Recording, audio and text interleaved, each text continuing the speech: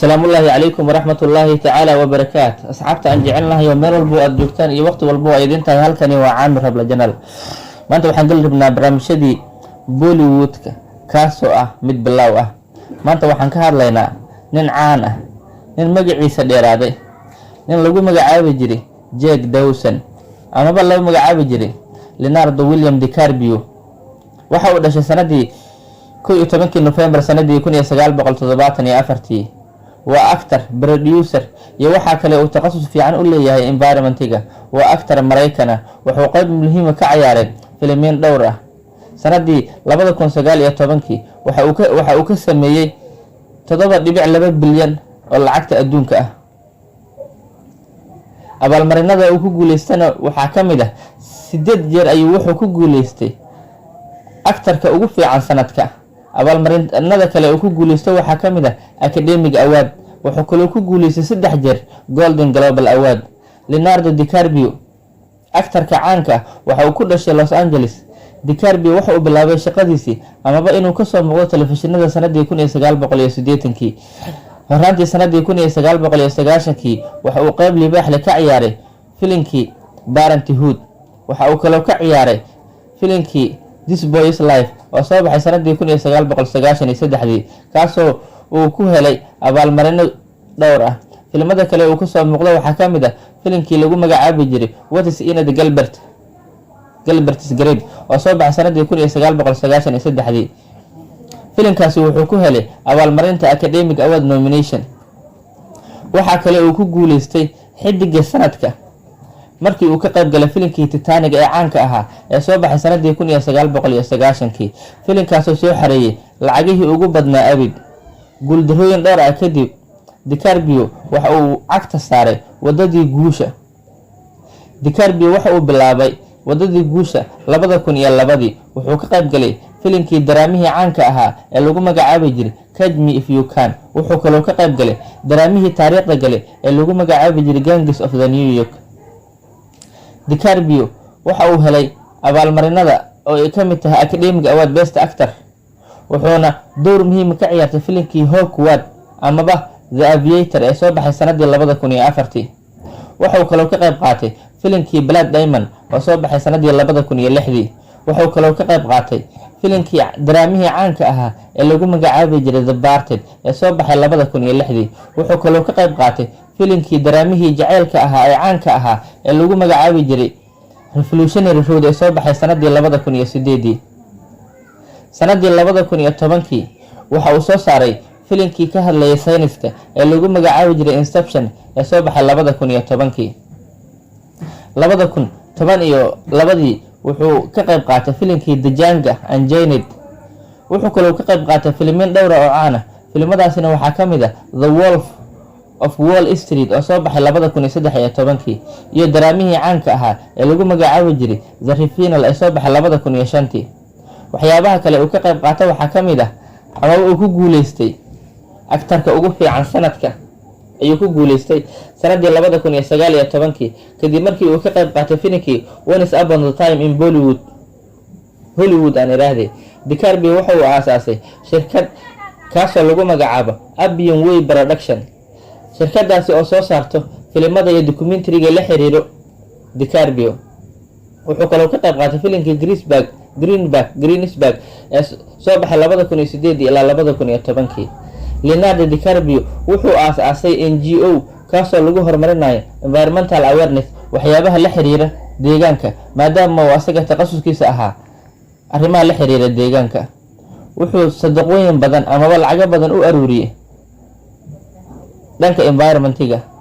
sanadii 2005 waxaa loo magacaabay Commander Ordis Art Adelator oo ahayd sanadii 2016 waxa uu ka qayb galay 100 qof ee ugu saameynta badan adduunka sida ay qortay jariirada Time magazine. abaalmarinada uu ku guuleystay waxa kamid ah waxaa jiro abaalmarino caan ah oo uu ku guuleystay waxa uu ka qayb galay 168 cod amaba magacaabis kaasoo lagu magacaabayo maxaan iraahdaa actorka ugu fiican wuxuuna ku guuleystay 54 jeer ayuu ku guuleystay. actorkani waxyaabaha uu ku guuleystay waxa kamid ah abaalmarintii actor award oo uu 4 mar u tartamay 2 marna uu ku guuleystay. Academic award oo uu 7 mar u tartamay 1 marna uu ku guuleystay. wuxuu kaloo u tartamay abaalmarintii Alliance of Women Films oo uu 2 jeer u tartamay 1 mar ayuu ku guuleystay. wuxuu kaloo u tartamay Aston Film Critics Association oo ahayd abaalmarin caan ah, wuxuuna u tartamay 2 jeer 1 mar ayuu ku guuleystay. wuxuu kaloo u tartamay abaalmarinta Austrian Film Critics Association 1 mar ayuu u tartamay, halka marna uu ku guuleystay. wuxuu kaloo u tartamay abaalmarinta Berlin International Film Festival 1 mar ayuu u tartamay, halka marna uu ku guuleystay. wuxuu noqday blockbuster-kii ugu weynaa ayuu noqday, 2 mar ayuu blockbuster u tartamay, 2 marna wuu ku guuleystay.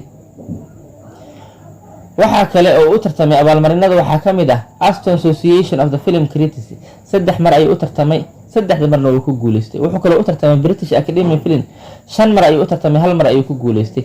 Chicago Film Critics Association Award 4 mar ayuu u tartamay, 2 mar uu ku guuleystay. wuxuu kaloo u tartamay Critics Choice Movie Award 7 mar ayuu u tartamay, 2 marna uu ku guuleystay. wuxuu kaloo u tartamay abaalmarintii Dallas Film with the Film Critics Association 5 mar ayuu u tartamay, 1 mar ayuu ku guuleystay. wuxuu kaloo u tartamay abaalmarintii Detroit Film Critics Association 3 mar ayuu u tartamay, 1 mar ayuu ku guuleystay. waxaa kale oo u tartamay Doriod Award oo ah abaalmarin caan ah, 3 mar ayuu u tartamay, 1 marna uu ku guuleystay. Dublin Film Critics 2 mar ayuu u tartamay, 1 mar ayuu ku guuleystay. abaalmarinta boqortooyada ee lagu magacaabo Empire Award 4 mar ayuu u tartamay, kumana guuleysan.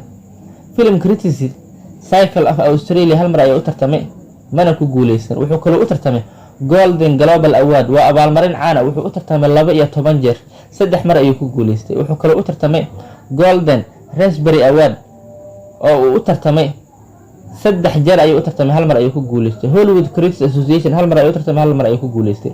Hollywood Film Award 1 mar ayuu u tartamay, 1 marna uu ku guuleystay. Irish Film and Television Academy 5 mar ayuu u tartamay, 2 marna uu ku guuleystay.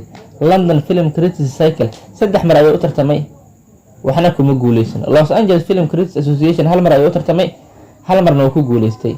abaalmarinta MTV Movie Award 15 mar ayuu u tartamay, 4 mar ayuu ku guuleystay. National Board of Review 4 mar ayuu u tartamay, 4 marna uu ku guuleystay.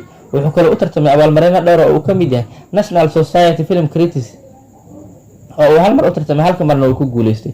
wuxuu kaloo u tartamay New York Film Critics Circle 1 mar ayuu u tartamay, 1 marna uu ku guuleystay. Actorka caanka ah ee Leonardo DiCaprio amaba lagu magacaabo laguna naanayso Jack Dawson, filmadii uu caanka ku noqday waxaa ka mid ah filimkii Titanic ee dunida dhan ka yaabiyay ee soo baxay sanadii 1997.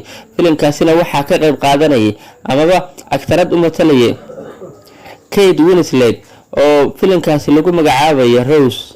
filimkaasi wuxuu noqday filimkii dhaqaalihii ugu badnaa soo xareeyay.